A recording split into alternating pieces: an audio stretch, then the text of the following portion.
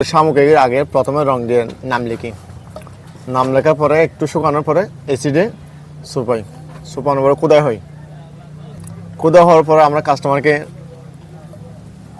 Sell করি। আর কড়ি আছে, কড়িগুলো আপনাদের ওইগুলো কেটে নাম লিখি, শামুকের কড়িগুলো। আর মূলত কড়ি আছে না, কড়িগুলো দিয়ে ব্রেসলেট বিক্রি করি, ব্রেসলেট বানিয়ে নিজেরা হাতে তৈরি করি। এগুলো বাইরে থেকে আনতে হয় না, আমাদের নিজেরা বানিয়ে নিজেরা তৈরি করি। গলার মালা আছে, মালা বিক্রি করি, ব্রেসলেট বিক্রি করি, আর ছাবরি রিং আছে, আর শামুক দিয়ে ছাবরি রিং করি। তারপর আমরা এখানে প্রবাল আছে এই করি আমার জন্য, বড় বড় এই শামুক আছে, আর শঙ্খ আছে, আর শোপিস, এই সব কিছু আমরা বিভিন্ন রকমের গোল বিক্রি করি। এটা মনে হয় এটা হচ্ছে আমরা পাতিলা শামুক বলি। এটা আমরা কাস্টমারকে বিক্রি করি 300 টাকা, 350 টাকা, 400 টাকা। বড়গুলো ছোটো হলে 250 টাকা বিক্রি করি। মনে করেন নাম লেখার পর আমরা নাম কোনো কস্ট নিই না, শুধু জাস্ট শামুকটা বিক্রি করে নামটা লিখে দিই।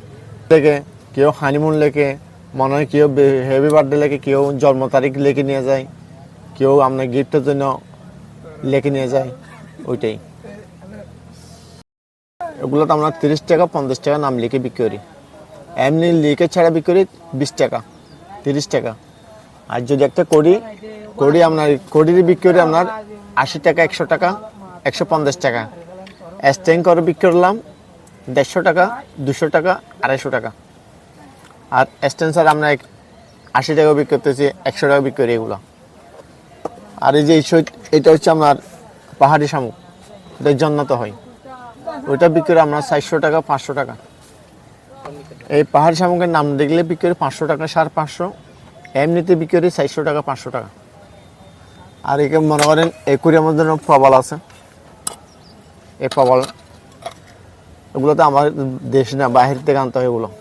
আমাদের দেশে আছে, কিন্তু আমাদের দেশে কোটাকে এখনো আমাদেরকে তুলতে দেয় না। আমাদের ওগুলো 10 পিস 400 টাকা, 350 টাকা বিক্রি করি। এই ঝিনুক এমনি কিনে নিয়ে যায় মূলত, আবার মনে করেন কেউ নামও লিখে নিয়ে যায়, এমনি কিনে যায় ওর একুরিয়ামের জন্য, আর কেউ নাম লিখে শো পিসের জন্য।